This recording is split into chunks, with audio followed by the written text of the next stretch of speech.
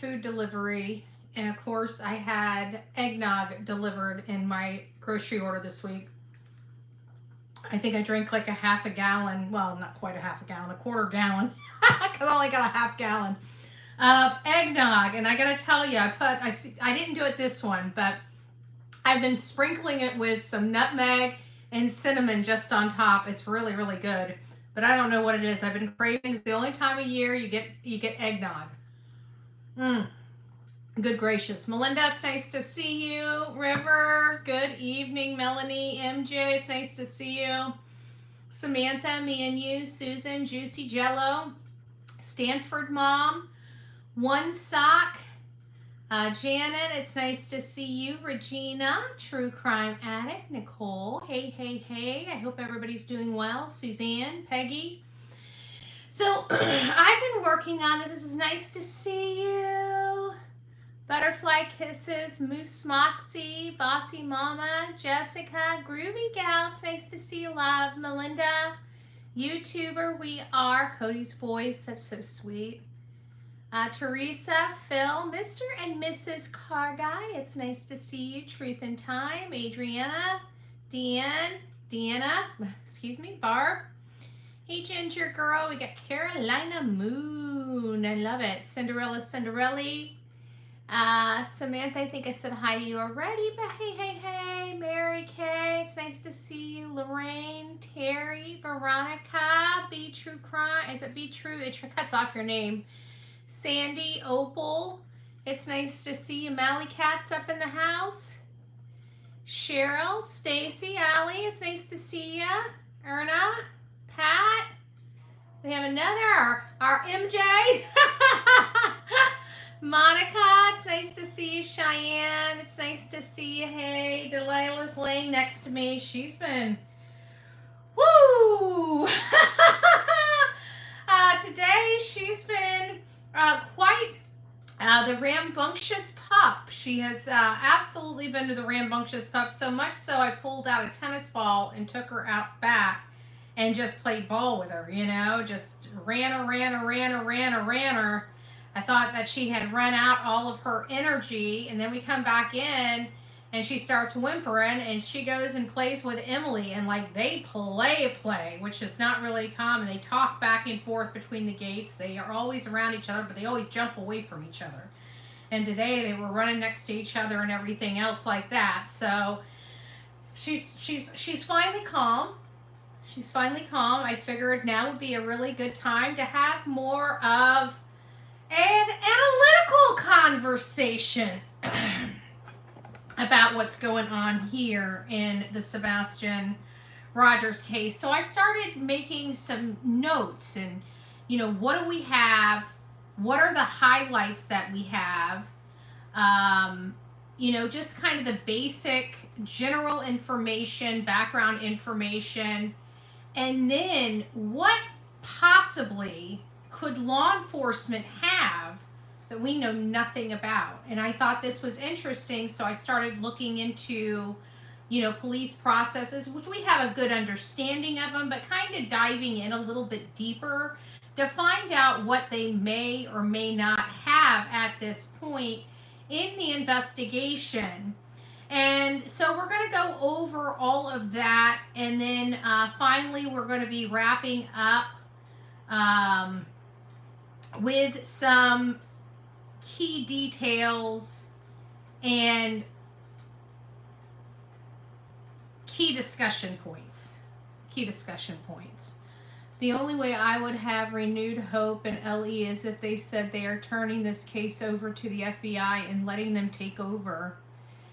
JP, EJ, yeah, this is, but there was still a piece of us that knew that there might be a reason why some of this stuff is not being public. I mean, this is a very sensitive topic. We have to understand at the end of the day, these are real lives, okay? This is, I know that we see each other on the screen and we type and we do some research and stuff like that, but at the end of the day, these are real people and these are real cases, and some things have to be held. Now, I frown upon any public official not finding creative ways to keep the public informed without divulging or showing the hand. The Idaho 4 case, I think Moscow, Idaho did an amazing job with their strategy on their public information versus their case and the investigative integrity. If I could point to any specific law enforcement body, and another one, and again, another one in Idaho, which was Fruitland, Idaho. Police Chief Huff, he's the one that's running the investigation for Michael Monkey Vaughn. They were very, they kept a lot, they had several press conferences. They stood side by side with the family, and they kept a lot of pieces very, very much close to their chest. And nobody really even knew about the Wandras until they're digging up their yard, you know.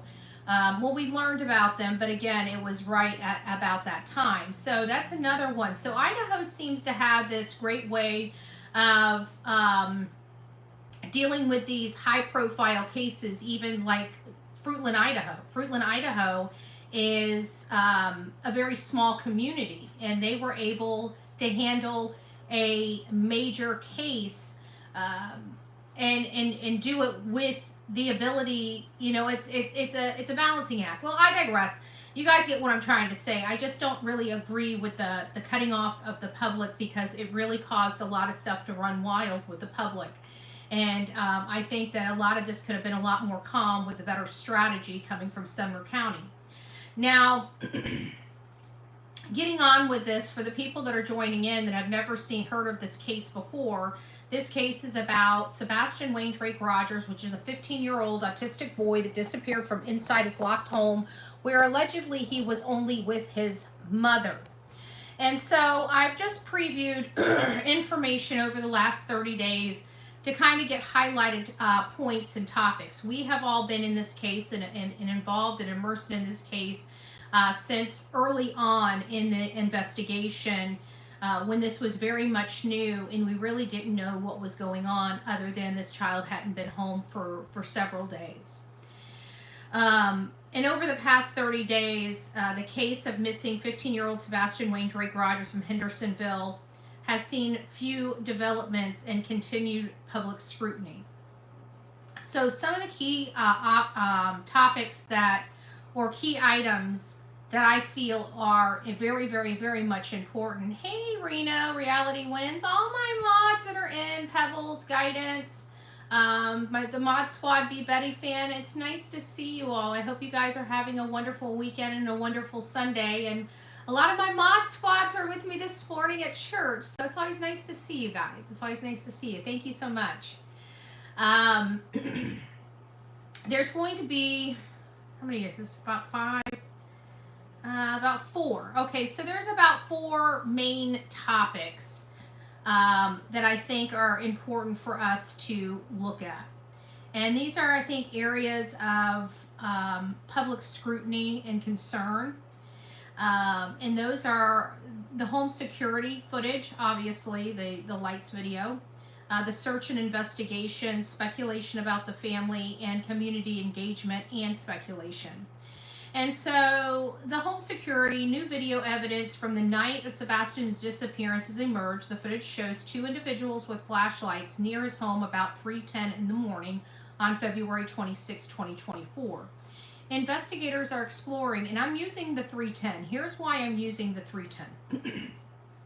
Because the same body that was trying to keep us off the footage is the one that told us that the time stood still.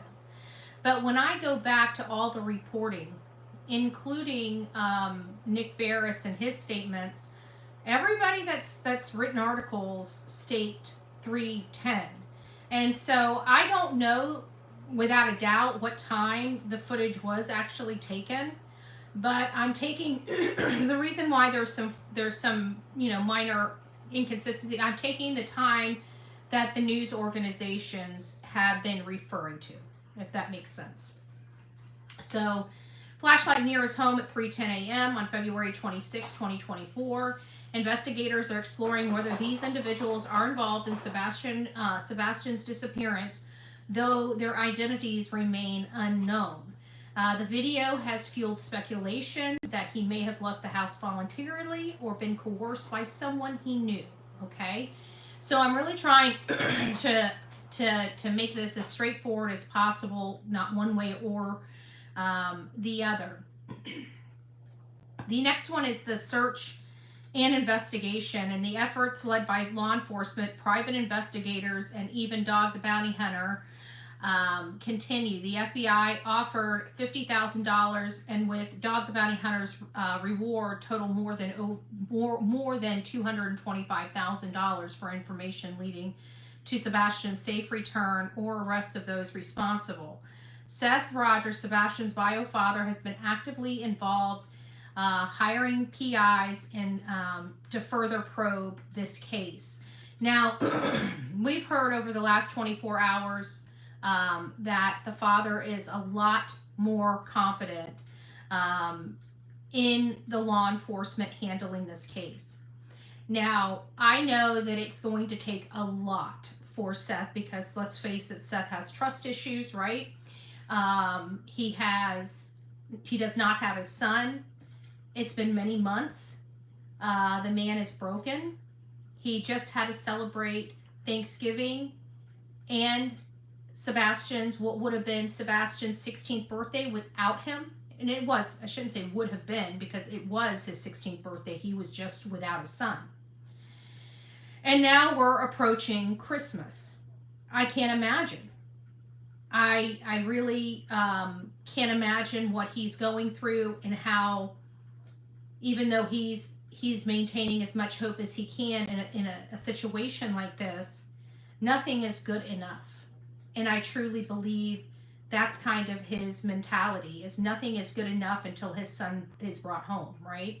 I think we can all identify having those types of feelings if we were in a situation much like Seth is in. But whatever conversation he did have with law enforcement, it appears, based on the news article or the news clip, the interview, that his hope has been renewed in the law enforcement investigative body. So, as critical and as skeptical as Seth is, I have to believe that seeing him upbeat for the first time in months, it makes me feel good in my heart. You know, I don't know how good that conversation is. I wish they said, you know, we know where he's at, we're going to get him, right? That's what I think we're all hoping and wishing for. But it's a great step forward, right? It's a great step forward in bridging this divide between Seth and law enforcement and the search for his son. So that's really, really, good that his father has been doing everything necessary to probe this case. And that's exactly what he's been doing. Speculation about the family, but public discourse remains highly focused on Sebastian's mother and stepfather due to the earlier inconsistencies in their statement. We've all heard the inconsistencies in their statement and their perceived lack of urgency. I talk about that a lot on this show, is that we do agree that people grieve differently. But the basis of motherhood, when your cub is missing, you have a very much urgency to find that cub and reunite them together. And even if people grieve differently, the urgency or lack thereof is missing. Whereas you got, the father, nothing's good enough, his son's not home, to, well, it's okay, we understand our case, they can't focus on, they tried, they threw everything at it that they could, but we understand that they have to move on at this point, right?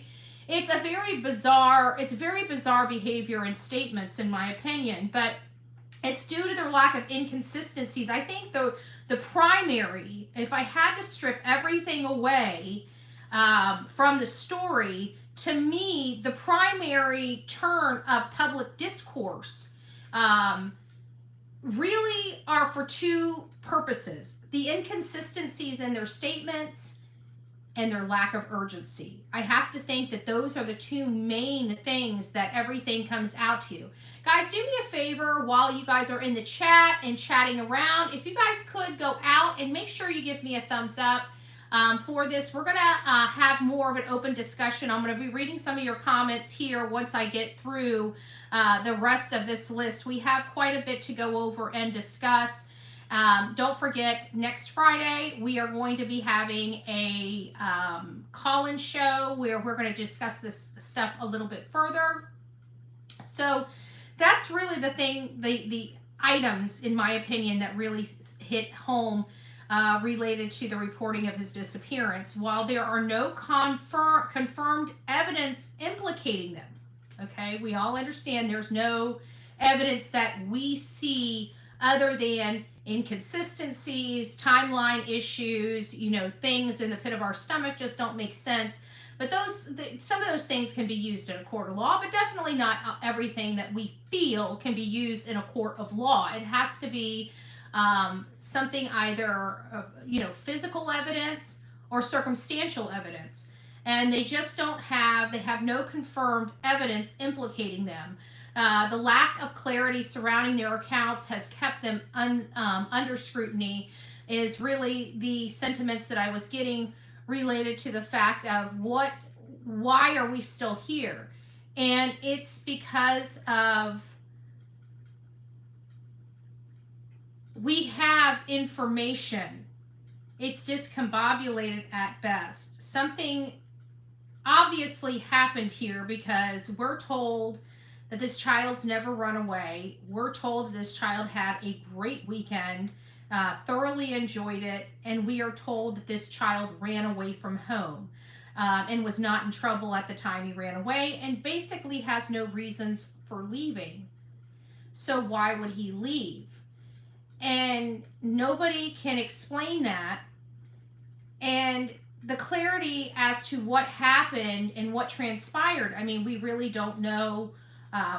Something as simple as, did he follow his nightly routines, right? We don't know if he took a shower and bathed and brushed his teeth and went to bed. We don't know whether that night he had to, wear something under his clothes. And we don't know if he took his medication before going to bed.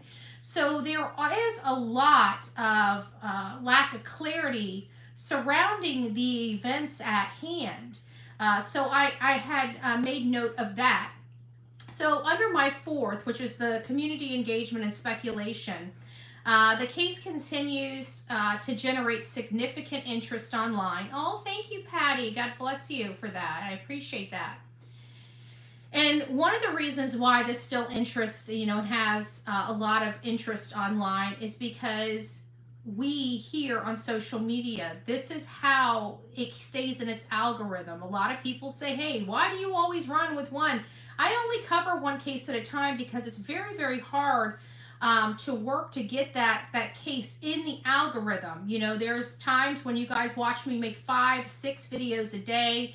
We had, hundreds of videos, negative videos, and I'm trying to work, against that algorithm by building along with a few other people, trying to build a more positive messaging around Sebastian. And that takes a lot of work. It takes many, many hours, many, many videos to get that stuff into the algorithm and to maintain it in the algorithm as a top producing story over and over again. A lot of people don't understand how much work goes in to doing that. So this case is still generating significant interest because I'm not the only one doing it. There's other creators out there doing it that are helping keep this still maintaining a significant internet interest. Now, the mainstream media aspect of it has kind of gone to the wayside. They'll pick it up if there's something saucy or some new tidbit of information, but we can definitely not rely on mainstream media to do any investigative reporting on this case. For whatever reason, it seems like they're shackled in doing so. And then that's another area that we here on social media do excel at is, not just covering the case, but really diving in and digging in and doing a lot of investigative reporting through web sleuthing and other means that we have at our disposal. So it continues to generate significant interest online with theories ranging from foul play to voluntary disappearance. At the end of the day, there is a wide range of theories out there as to what happened to Sebastian Wayne Drake Rogers as of today, right? We're not still all in line with one another. We don't have really a path forward. There are several paths forward as to what happened with Sebastian Wayne Drake Rogers, and one of the most critical reasons why we need to be looking and trying to identify the green hoodie guy so he can come forward and explain what he spoke about shortly before Sebastian disappeared when nobody could see him again. And, I really want people to pay attention to that, especially if you're in the area. Go back through those videos. Please go back through those videos and look at the sweatshirt. Have you seen it before? Look at the imprint on that green shirt hoodie. Is it something you recognize? Especially the people in that community, because it could very well be somebody in that community that may have saw or heard something that might be a nugget of information that is critical in this case, and they don't even know they hold the nugget of information critical in the case, right?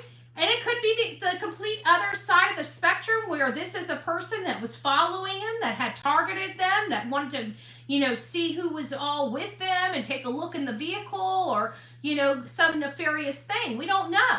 That's why it's so important for us not just to look at the video and the behavior of Katie and Sebastian, but we look at the person that's having that conversation with her, such as the green hoodie guy. Oh, thank you, Grace upon Grace. God bless you for that. I appreciate that. Some community members question the thoroughness of the initial investigation, right?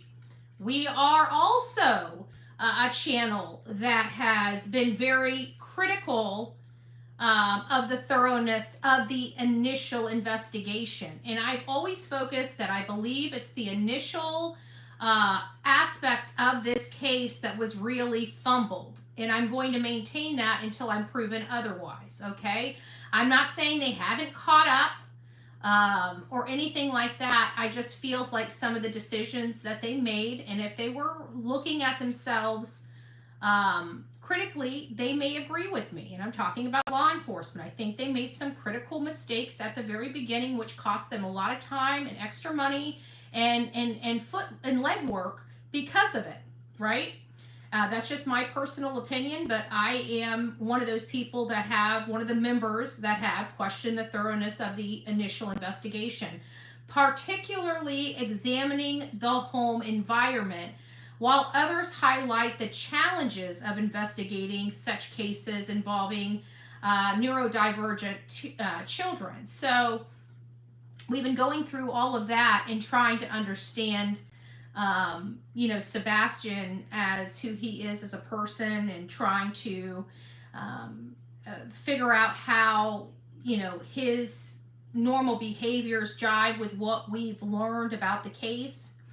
So at this stage, of course, authorities are still pursuing leads, and the case remains open and active. It's not a cold case. I know I heard some people touting that this case was much a cold case, and I was adamant that it is not, because I know I'm still receiving things that are being turned over.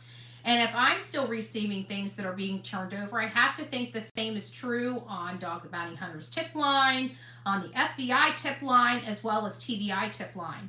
And as we all know, is that cases don't go cold until all the leads and tips have been exhausted. And it doesn't sound like that's the case. I mean, we keep seeing the reward increasing because people are coming forward, people are bringing the information, and I feel like they believe that we're getting so close, you know.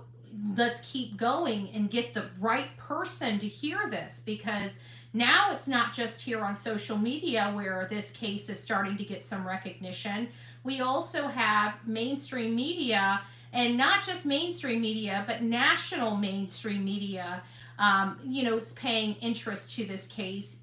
Court TV, Nancy Grace, all these other TV conglomerates, News Nation, that have done little bits and pieces on this case. That's huge in spreading his face and name awareness around the country on a larger scale. We have millions of people watching this case from TikTok to YouTube and other social media platforms.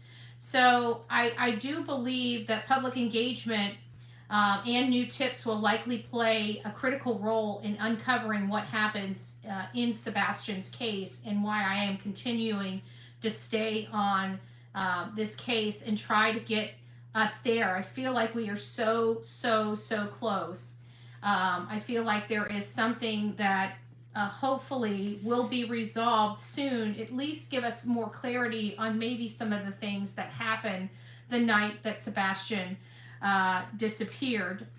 So do we have any questions or any statements so far on everything? Because then we're going to start going over the overview of the case as we know it.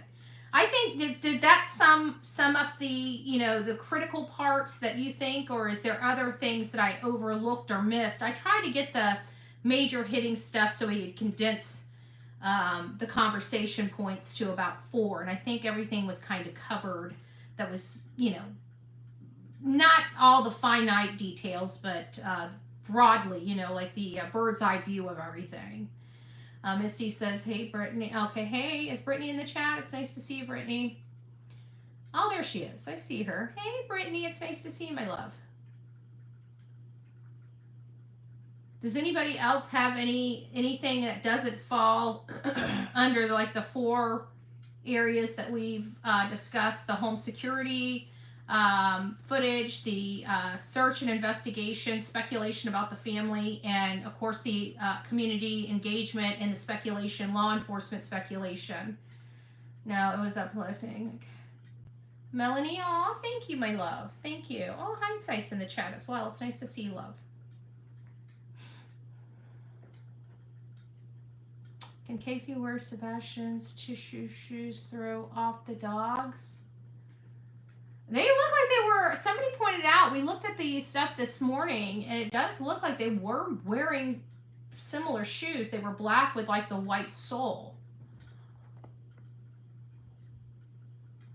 How could behavior that night seemed so cold when no one was watching, but now on TVs tries to be so emotional. And actually, she doesn't even try to be so emotional.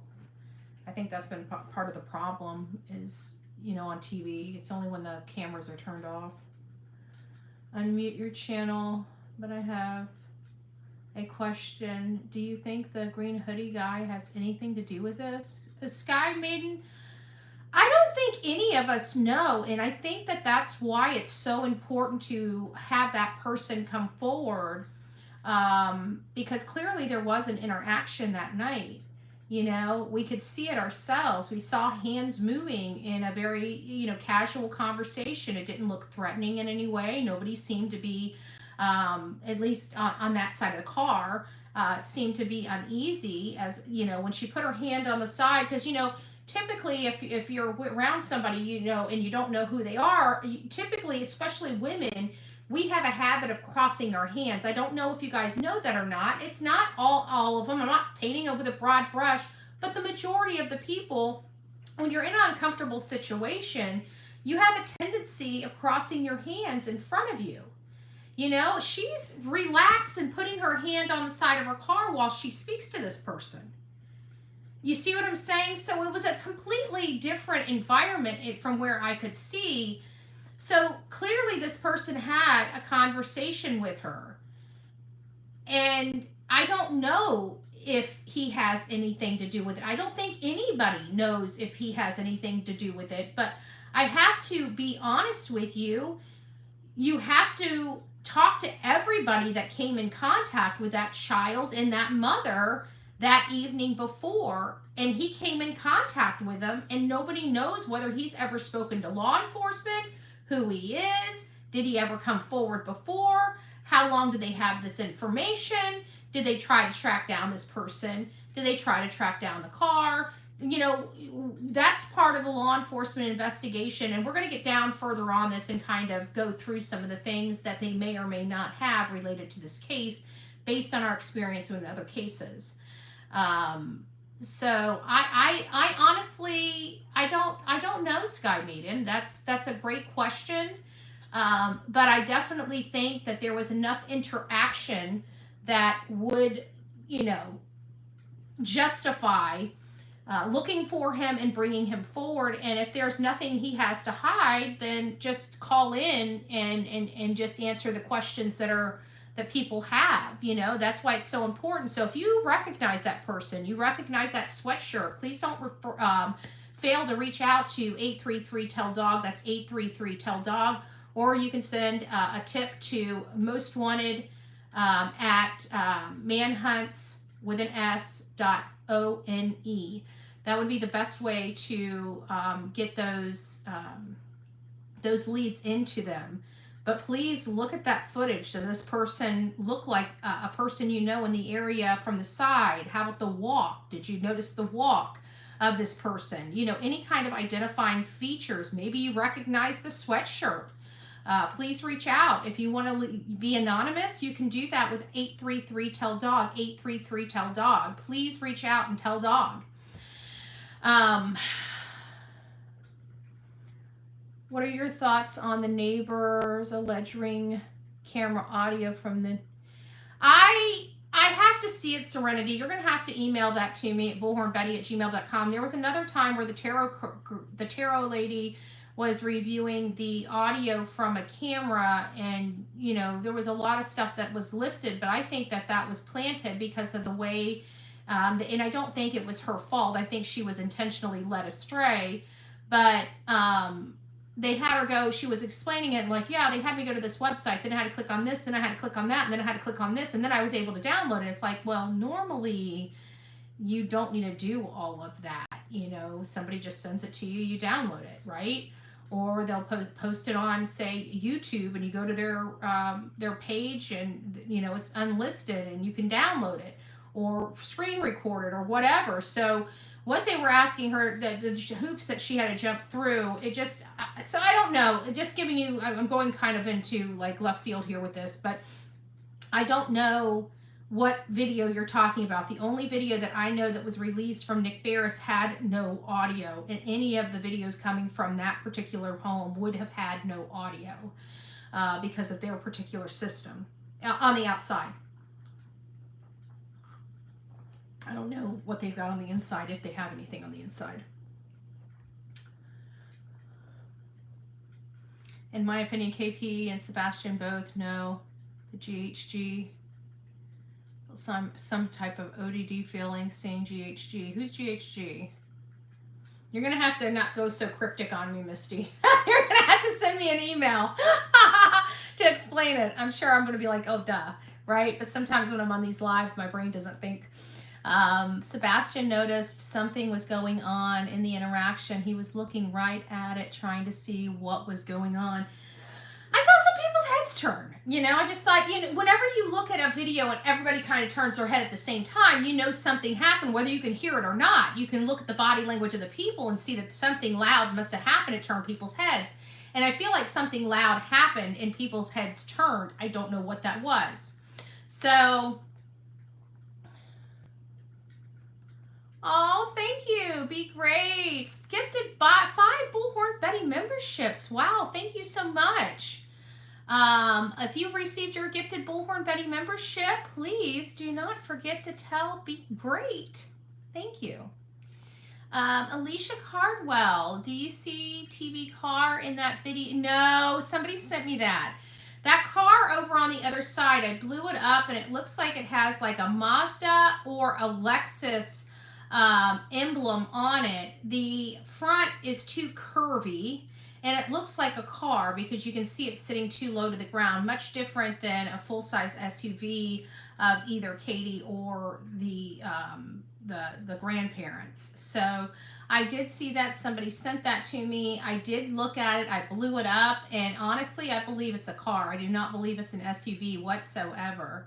And it's definitely not a full size. And the front of their that particular model, their particular model, the grandparents' particular model of the Infiniti SUV is more boxy up front. Not, if you see that, it's kind of more aerodynamic on the car that's seen in that video. Just because I think that does not make my statement conclusive in any way.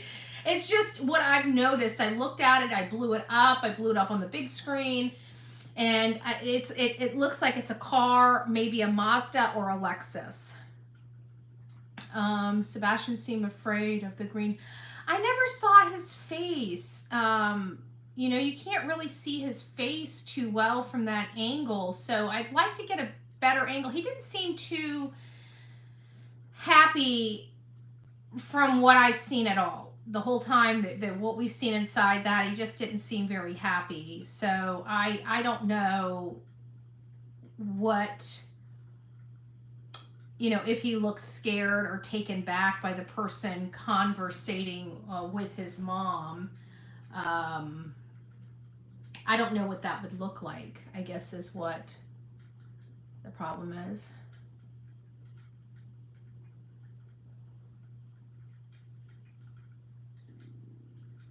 No, cashing in the chips. Yeah, I hear you, Gail. I hear you. All right, so now, oh, what is this? Is this Panda Bear? Oh, thank you, love. Thank you. I appreciate that. God bless. Oh, we got a few more. ER Blue, 1 month.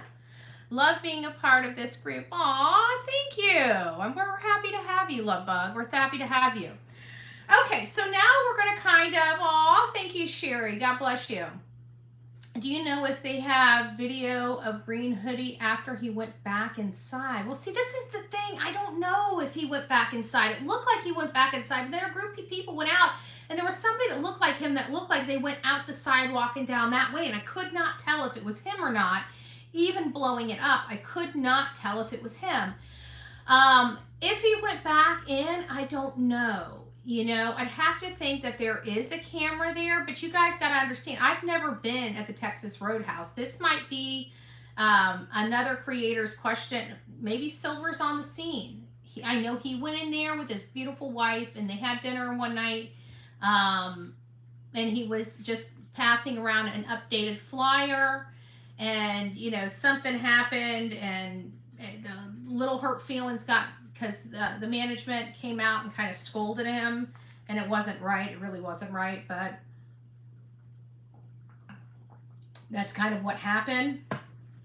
So, I don't know. In my opinion, what I don't get is why she took... I don't either, Pebbles. I don't either, Pebbles, but... You know how this was at the beginning, you know, it was a little crazy, and I didn't even think she had anything to do with it because she was mom, and now I absolutely think she's 100% in the know. And then you see this, and it kind of really, it doesn't sit right with you. You know what I'm saying? It doesn't sit right with you. Mally Cat gifted 1 Bullhorn Betty membership. Thank you so much. If you received your Bullhorn Betty membership from Mally Cat, don't forget to tell her thank you. Okay, the overview of the case. So you guys know I broke this all down, and I tried to be as analytical as possible. I tried to remove the heart, right? I tried to remove the heart. I tried to pump the blood out of my veins, and just wanted to streamline this as much as possible. So, who is Sebastian Wayne Drake Rogers? He's a fun-loving, jovial kid that likes to goof around and have a good time. He's autistic, high functioning, from Hendersonville, Tennessee, and went missing February 26 and was last seen wearing black coat clothing and glasses. Misty said, GHG, green hoodie guy. Got it. Got it. Ding, ding, ding, ding, ding, ding, ding, ding. I got it. Thank you, Misty, for explaining that to me. I'm like, what the hell is GHG? Is she talking about GHB?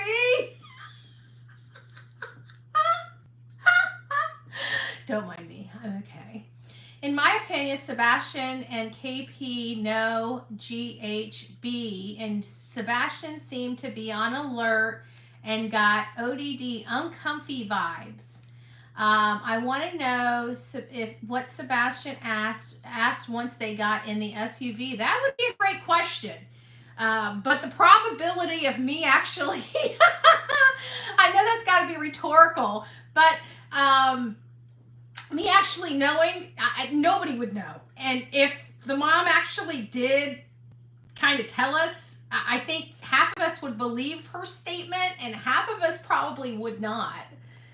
Just as a thought, but I'm glad I'm glad you explained it to me. Oh, forever Nikki's mom, 3 months. It's nice to see you. I appreciate that. Okay, so now the circumstances of the disappearance. And let's see if we all agree with this. Disappeared overnight from his home. Like I said, very, very low key. Home security footage captured 2 unidentified individuals near the property at 3:10 a.m. I think that is just as clean and as cut and dry as you can be.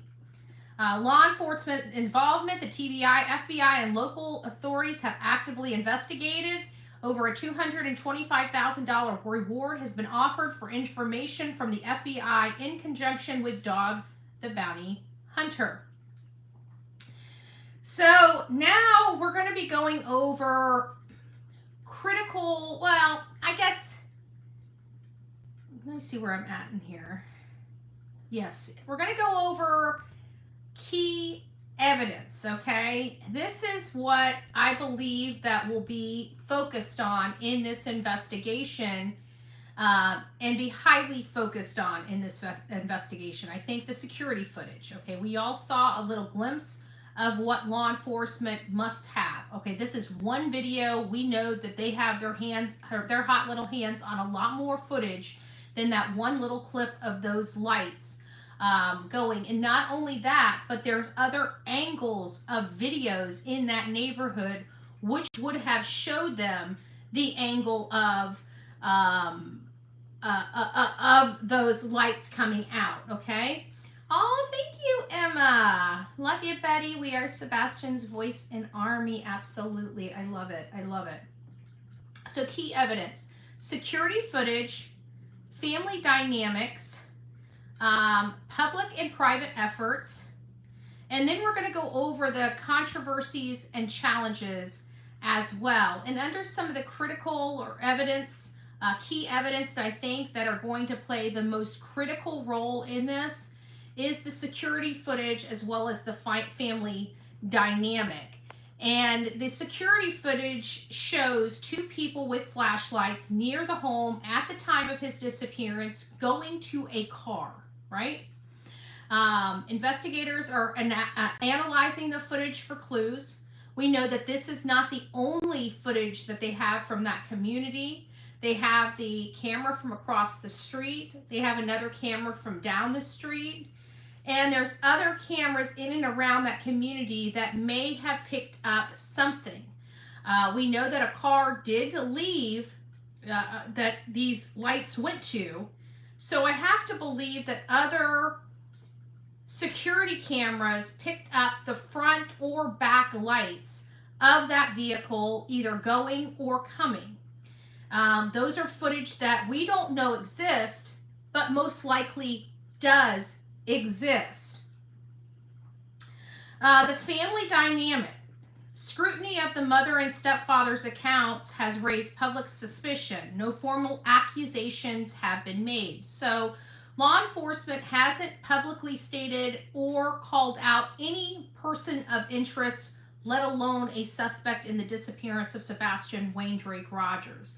However, scrutiny on the account has been raised by the public because they were on so many different social medias, and every time they seemed to tell the story of what happened, new details would emerge. And typically, you do not have that type of situation, because when something really tragic happens in a family, or a once in a lifetime event such as this, where you wake up and your child is missing, typically you don't have too many of those types of situations. So when you do have the one situation that does happen, it's kind of etched in your mind. You kind of really don't forget the details. It's almost as if time stood still and you remember all of this stuff. And it seemed like every time their statements came out, it would be a different variation of what they said before. Or if you really wanted to get to the nuts and bolts of it, I think what really concerned the public the most, it seems like whenever the public was criticizing them, all of a sudden on their next interview, they would throw additional information to throw you off of that particular concern. And that's when all of these pieces started coming together. And when then you put them and strum them together in what is to perceive to be the timeline, it's all cattywampus and nothing makes sense. And then when you go back and refer this, interview with this interview, you have two totally different statements. They don't even sound the same from the beginning to where we are today. So I think that that's why their account has raised public suspicion, because we're watching this, we're hearing this, and we're hearing the clear inconsistencies in their story. And so I really do believe that is what most of us are taught to hone in on, right?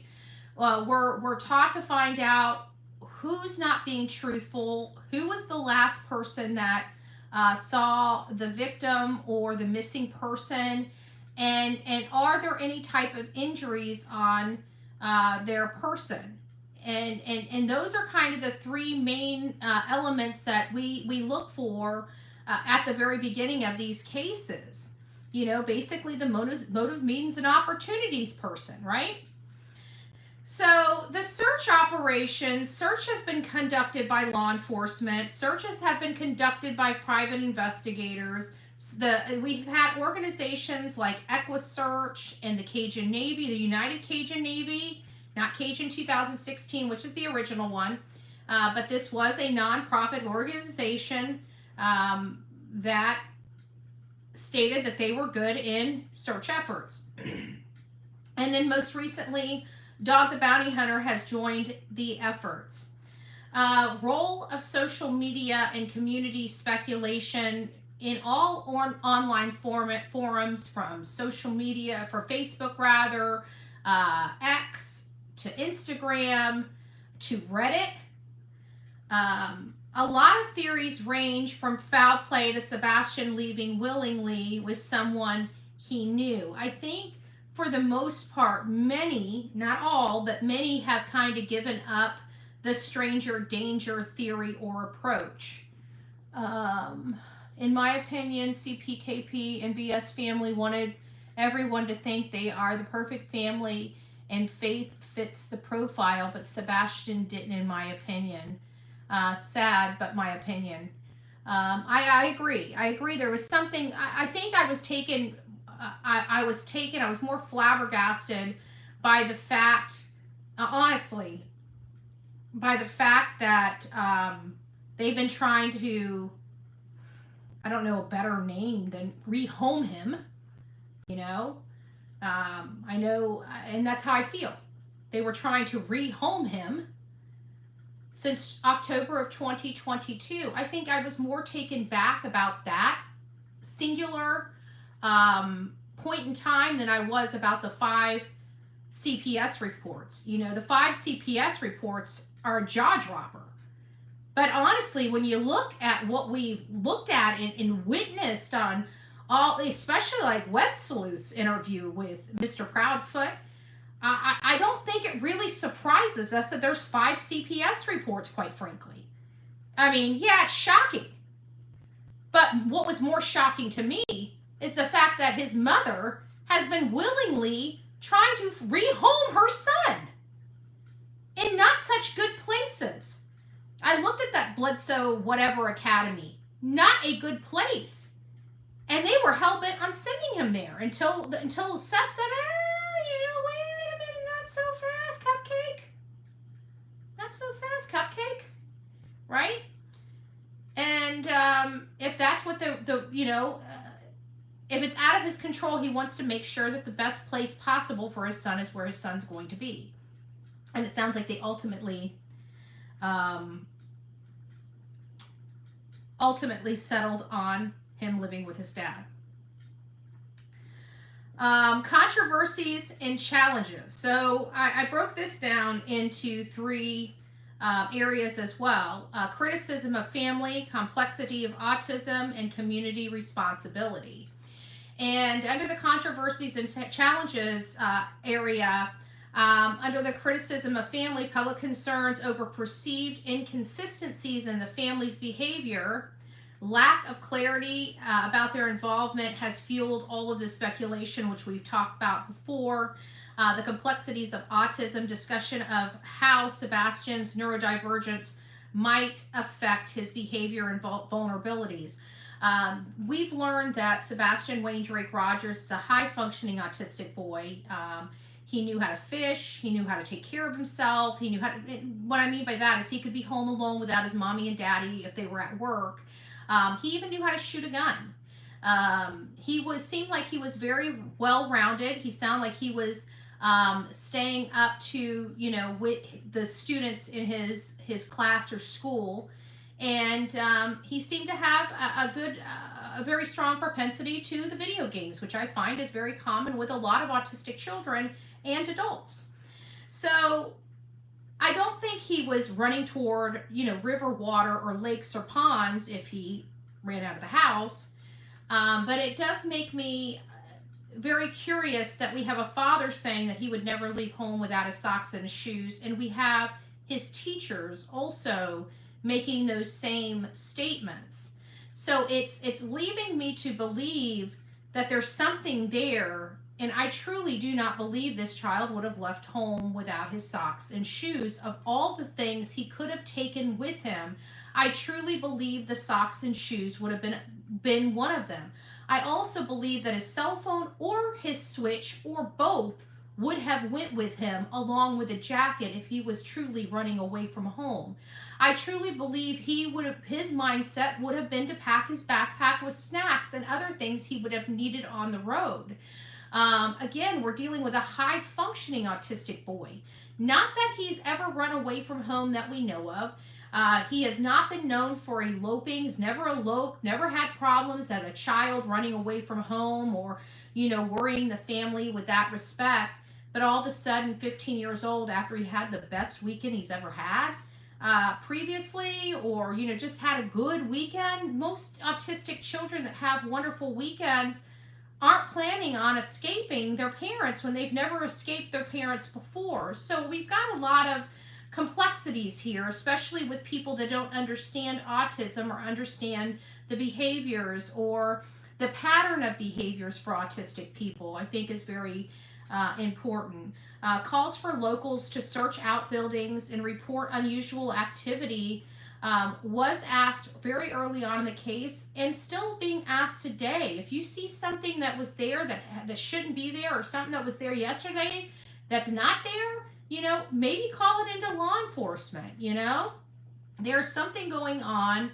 He could still be out there, but we definitely know something happened to him that night. I don't believe he would have just walked out for all of those reasons that I have stated. He was scared of fire ants. Yes, he had a grass allergy. He didn't like dirt. I just don't see a kid not liking dirt deciding to take off out of their house without shoes on and going through a common area that's filled with grass and dirt. To me, that does not make sense and does not bode with an autistic child at all. It just, to me, doesn't. So now I'm going to get on, in my opinion, maybe that's why Sebastian hid under a car at one time, because he was running from CP. Something happened, because that's not the first time we've heard that. It's not the first time we've heard that. We've heard that he was under the car. We heard that in viable police conversations that day on the ground that Jessica Danielle put together. So that is interesting, because on one hand, we're told he never ran away from home before. And then on the same hand, we're told that he has been found under somebody's car, implying that he has ran away before. And if we had the neighbor, the next question I'd be asking is, did he have shoes on? It really would be. People might be laughing. I'm laughing a little bit myself, but at the end of the day, that would have been my next follow-up question is, did he have shoes on? Right? Did he run away that time with shoes on? I'd like to know. So with these new questions, I want to kind of get you guys just involved just ever so slightly. I may have to ask these questions and do a 1-2 type of thing. So let me see how we do with this. What do the new security footage findings reveal? How should they be interpreted? So 1, they should be interpreted as many of us think, flashlights, or 2, should they be interpreted as trash trucks? 1, flashlights, 2, trash trucks. I think everybody in chat has at least seen the video I am referring to at least several times. You guys will already have your minds made up whether you believe it's flashlights or you believe it's trash trucks.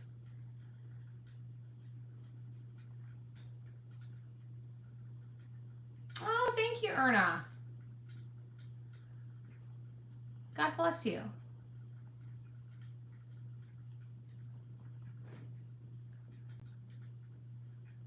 Yeah, I have to agree. I never believed it was trash trucks because it was relieved by Nick Barris, and I have to think that he would know whether or not it was trash trucks or not, just first and foremost.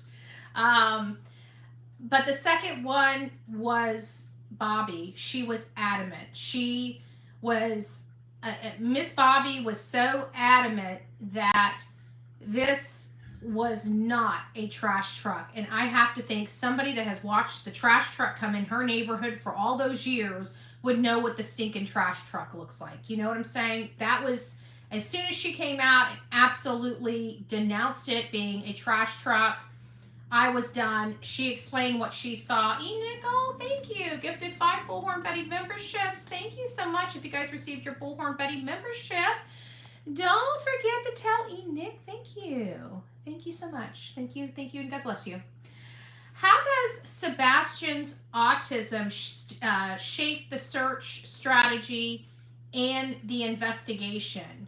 Do you think his autism makes it more complex to do this investigation, which will be a 3, or less complex, which would be 4? Do you think his autism has a critical role in the investigation or making the investigation more difficult? If you believe it has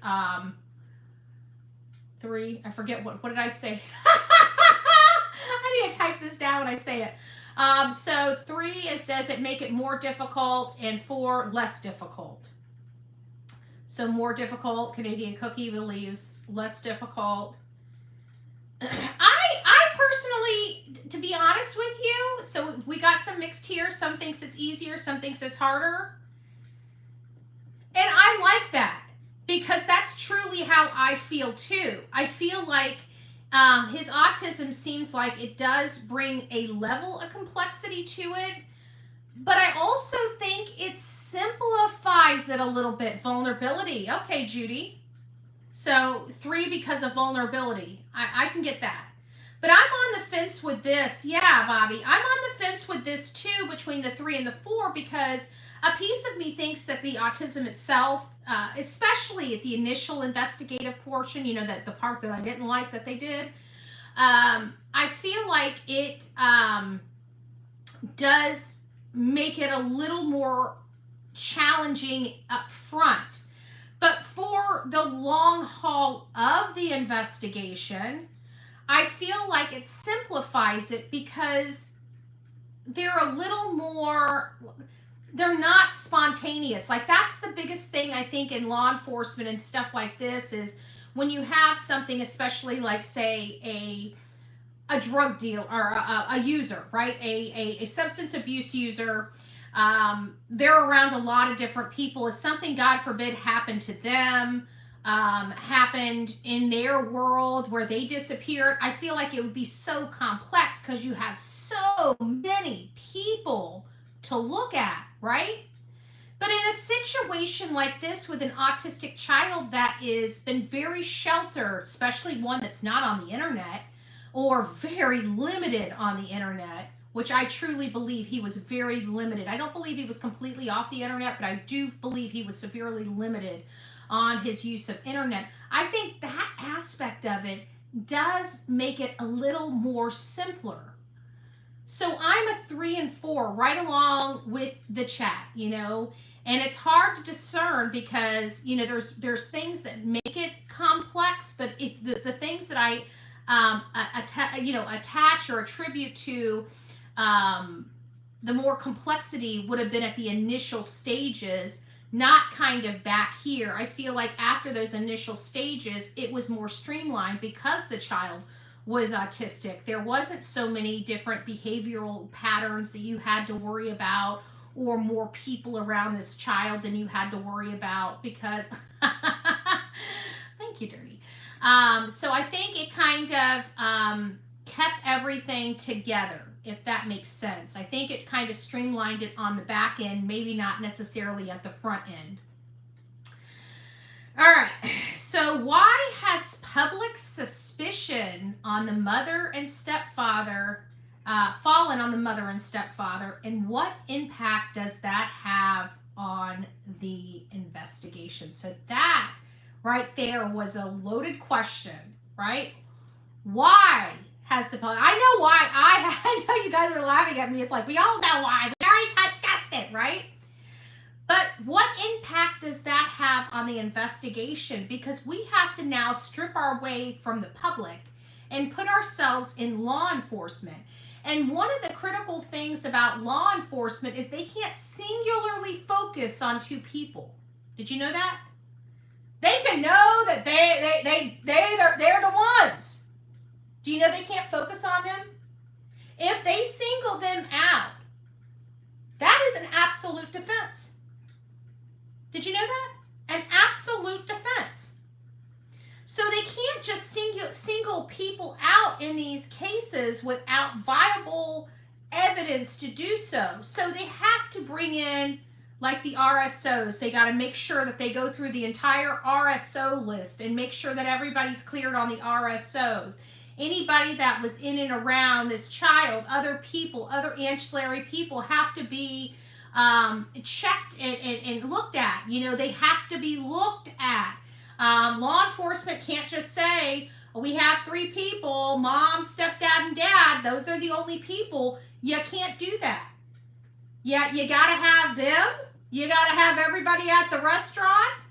Anybody that came into contact, the teachers have to be investigated. So they can't singularly focus just on the 3 parents.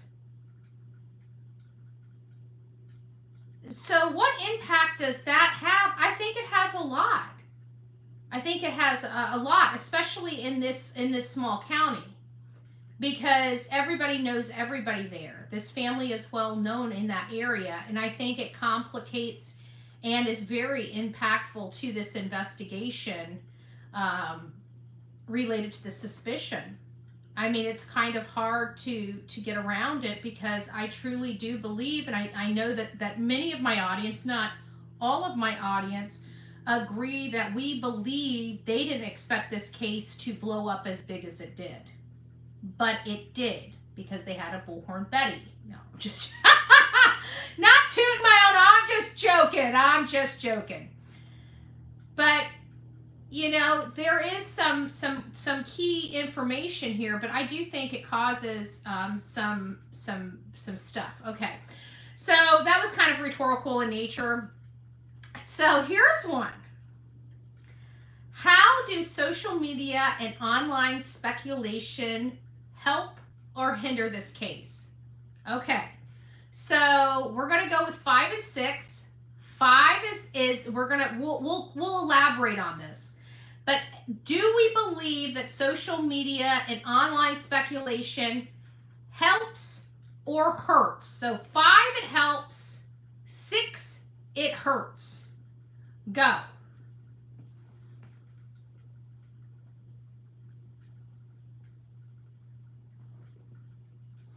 So you guys are a mixed bag. Helps, hurts, helps, hurts. 5.5, somebody's in the middle of that. I think it's a double-edged sword too, but I think it's a positive double-edged sword. There's no right or wrong answer to this. You feel how you feel about it, right? I believe that social media has its plus and its minuses, much like anything else, right? I think it has its benefits, but it also has its, what's the word I want to use? I want to use almost a medical word. It's side effects. There we go. It has side effects, okay? So social media does have some slight side effects to it, but I think for overall, it really is helpful. I think if law enforcement would embrace it a little bit more, I think it could be a very huge tool in their toolbox instead of the way that they're looking at it. Does it flood their phones? Yes, it does. But once upon a time, their phones didn't even ring, right? Once upon a time, they had a case and they would barely get a lead. Now they're overwhelmed, and I get it. It sucks when a case does pick up social media's attention and it starts blowing up and going viral. I do get that. I get it. It is a very... it can be very difficult for law enforcement, especially in smaller communities that doesn't have the ability to handle the volume, right? The volume.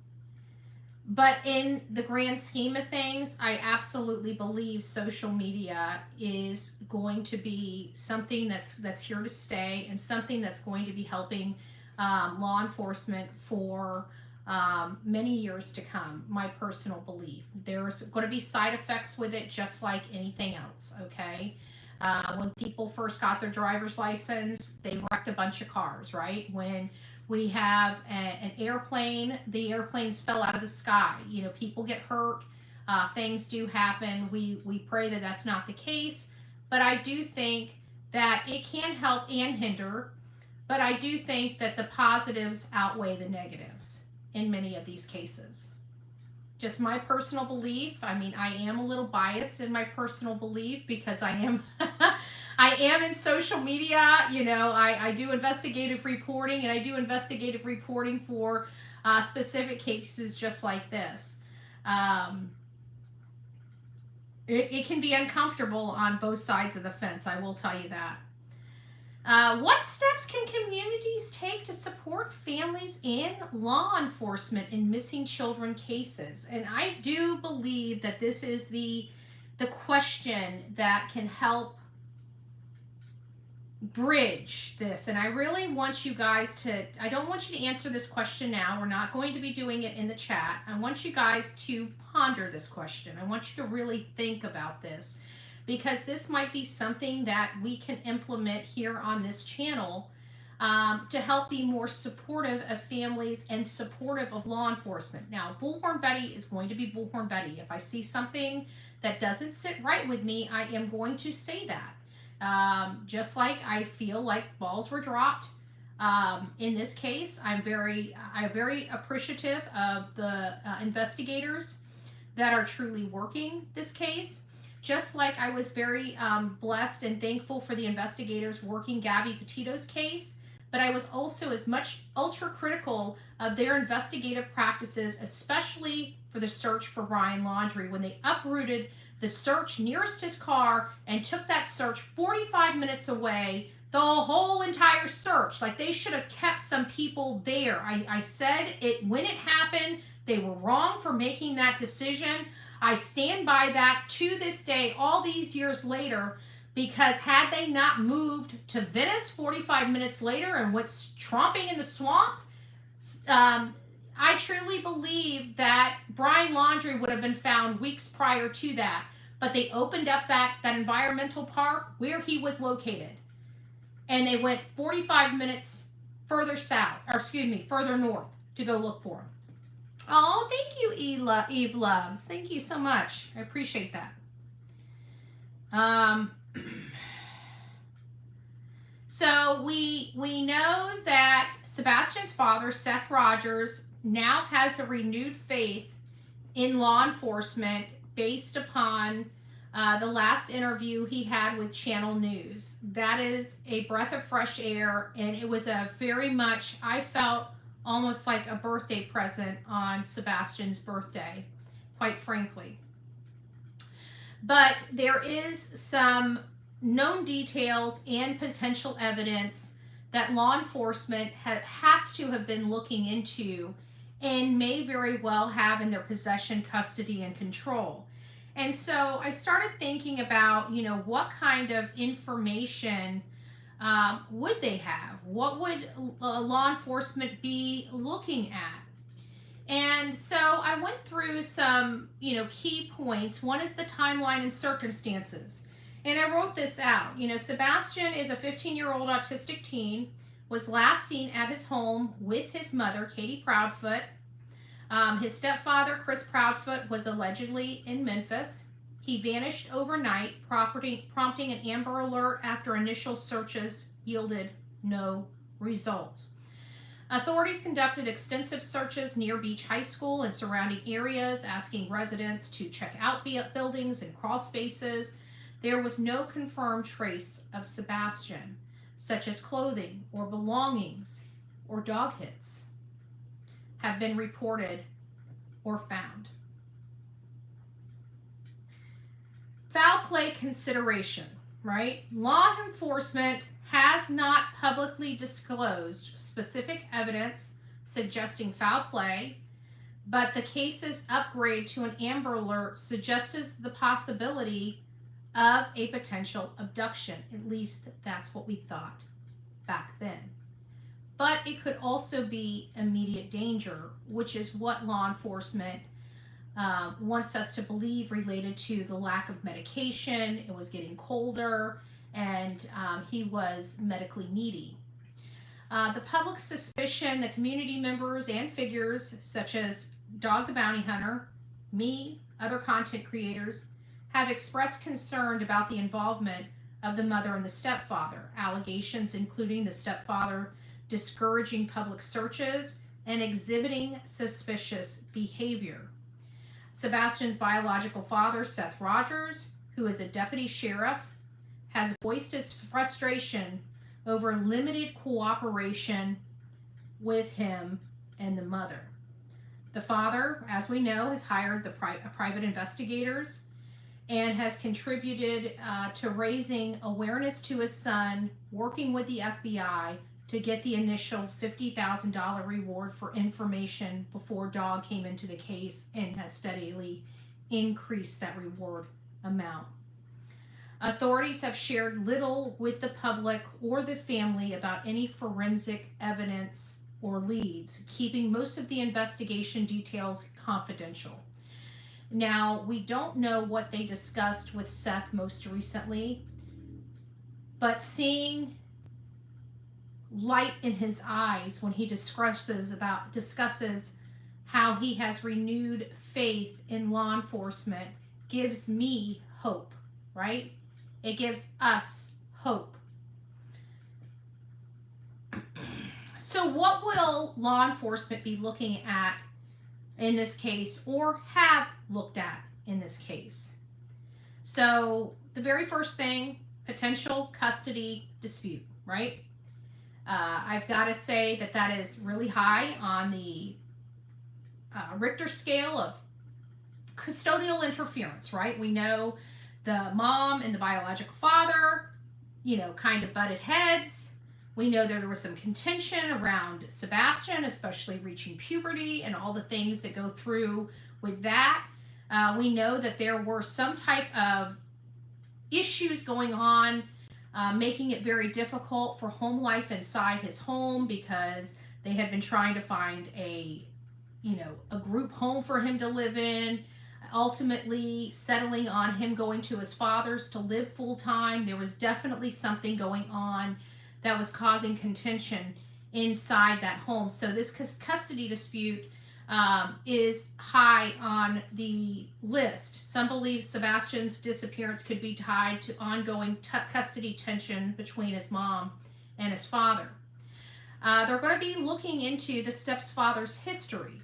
Reports from the community suggest concerns about Chris Proudfoot's past behaviors, including alleged verbal abuse. We're hearing that there's been a lot of words said that we find very offensive that he stated to Sebastian. We heard that he was whipped with a belt at 15 years old. I truly believe that there are certain areas in life that rearing is effective. I think it should not be allowed too young or too old, right? He's 15 years old. 15-year-old kids don't get whipped with a belt, okay? I'm sorry, they just don't. Unclear evidence is another key topic I put on here because there is no solid evidence of foul play that we know. We know there's foul play. A child's missing and has not been found. If a child just wandered off or was out there, at this point, he would have been found. Elijah Vu was found. He did not wander off from his house, but it took many, many, many months for him to be found.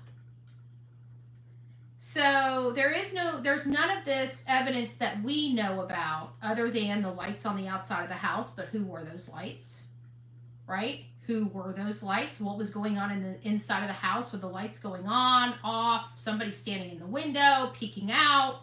All those are weird behaviors. But the lack of cooperation between co-parents and behavioral inconsistencies in the household have also fueled the speculation that we have now out here on these streets. Law enforcement likely possesses undisclosed evidence, such as forensic data from the house, phone records, eyewitness accounts, but these have not been shared publicly.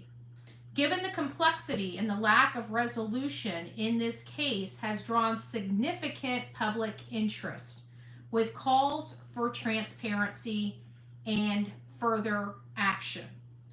I feel that law enforcement has heard those calls, those persistent calls from me, from others on our channels, on social media, and have finally had an opportunity to renew that hope in Seth's mind, heart, and soul. So I do believe that they must be getting close because he seemed a little more relieved than he has in a really long time. And like I said, it felt like a little birthday present to him because he finds this out on his son's birthday. So I hope that that was very informative and involved just from my perspective. I hope, I try to keep it very analytical, and I'm interested in hearing your comments now.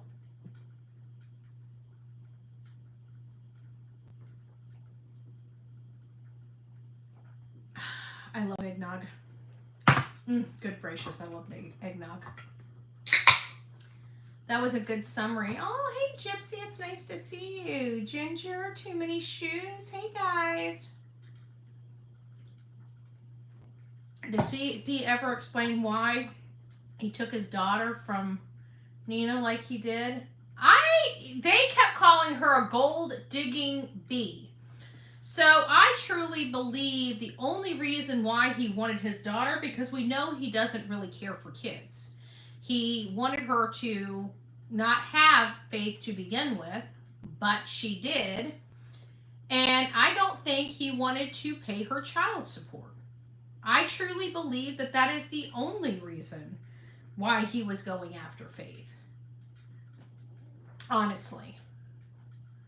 If those flashlights were from their phones, Ellie would be able to track that. Oh, good observation, and you're right, they can, because we learned a lot with the Alec Murdaugh trial and how much information they can garner off of a phone.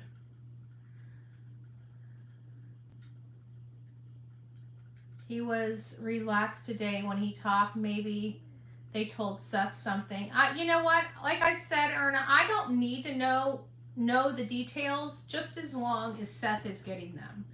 You know, I think all of us content creators, our primary goal is to bring Sebastian Wayne Drake Rogers home and to bring him home safely.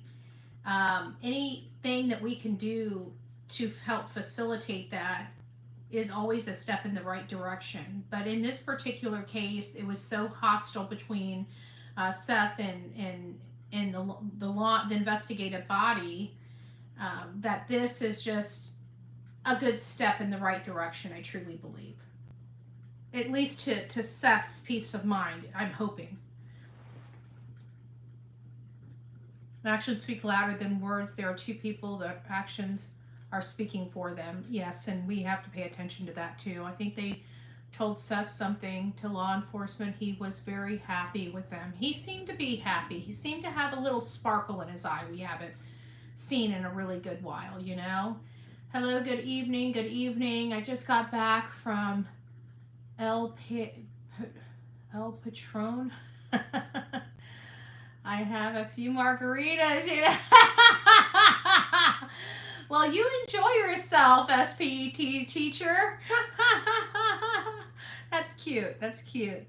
They've been hiding for what? CP is the one that threatens. Yeah, he is. He said she hit him while she was holding the baby, so he had to protect her. Yeah, I doubt that. But hey, we are not there. We don't know. Where was the last place her car was captured on camera? Hendersonville has a lot of cameras. That should have narrowed the search to a very small place if Ellie had taken this more seriously. It appeared that they got home within the time frame, which is one of the reasons why I do believe he did make it home. There's kind of a 50-50 split in my chat as to the people that believe he made it home and the people that don't believe he made it home. I'm one of those that believe he made it home until further notice, you know, until I find something that's credible enough that it makes me challenge the stuff that I based my assessment on. I pray every day that Sebastian is found, but even if CP had nothing to do with it, I would never apologize to him because he showed how much he didn't care for Sebastian. I agree. Even if they're not involved in his disappearance, they created a very toxic environment for that child, and they should be held accountable for that, period, no matter how we look at it. I just want Sebastian to come home. I think that everybody does. Thank you, SPED teacher. Thank you so much. Crime and Justice says, I believe he got home due to his shoes being there. Me too. Yeah, I'm kind of there with you. What's your opinion on him sneaking out that hidden? I don't think he would have. He just didn't seem like the kind of kid that wanted to sneak out, you know? It seems like when he was unhappy, he stayed to himself. I don't think I just don't see that it ever crossed his mind to run out, you know, to leave the house. To be honest with you, I don't think it would have even crossed his mind. I think if he had a bad day, he'd just stay in his room, you know, quite frankly. But if he did leave, after everything I've learned about Sebastian, I truly don't believe he would have left without his shoes. I'm sorry, I just don't. So it's, you know, it's hard. We really don't know, but Every day we learn something new, and I think every time we learn something new, we can apply it to this case. And when we can apply it to this case, we can make heads or tails, at least in our own mind, how we feel about it. I've looked at everything in this case, from where he lived, where those flashlight videos were, how long it takes to drive from there to Memphis. Went by the job to check out that. You know, we really did a lot of work on here. There is reasons why. Oh, thank you, me. Thank you, I appreciate it. There's definitely reasons why I have the opinions I do, but it's not from sitting here, and it's not from not investigating the statements made. We investigated the statements made, and some of the statements made did not hold water and were absolutely 100% untrue. So why would any parent make a statement that they know is 100% false? That's the first question I've got to ask myself. Because parents that are missing kids don't really have time to be lying about stuff, right? They're trying to find their missing kid. So why did I find statements that were flat out lies? I have to ask myself that question, you know? And that's where the problem lies. All right, guys. Well, I do appreciate everybody coming over and hanging out with me this Sunday evening for about an hour and a half and just going through this list with me. I hope you do go back and rewatch this live. I really worked hard on the analysis of this, and I'd like you to go back, and if something in this live kind of jumped out at you, please write me. Tell me your perspective. Tell me if I'm missing something. You know, help me keep working on identifying key areas we need to focus on when it comes to this case. I think I did a good job of streamlining some of the focus issues. Now I want to compound those and see what we can find. So if you guys can help me with that, you guys know the email. It's bullhornbetty@gmail.com, bullhornbetty@gmail.com. Please don't forget to set me up on all social media platforms, from Instagram to X, Facebook. We have several groups in Facebook for the missing. I hope you guys sign up for that. If you have any questions, any concerns, any speculation, if you know who the green hoodie guy is, please reach out to bullhornbetty@gmail.com, bullhornbetty@gmail.com, or 833-TELL-DOG. All right, guys, rock it out with your coffee beans out. Don't forget to be fearless. If you see something, say something. An ounce of prevention is worth a pound of cure. And to everybody that donated super chat, super stickers, and monthly memberships, thank you so much for your generosity and gratitude. Please be safe, but more importantly, please be kind to one another. God bless each and every one of you, and we'll see you sometime tomorrow.